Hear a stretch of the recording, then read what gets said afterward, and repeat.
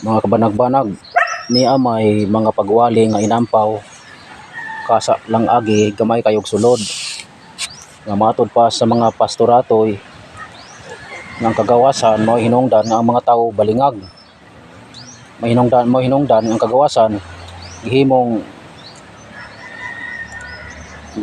pasikaran sa mga tao aron magbuhat og pagpakasala. Ang kagawasan mahinungdan nga ang tao danghag, kuno nay mag-atog baylihan, sugalan, uban pang mga kilayan.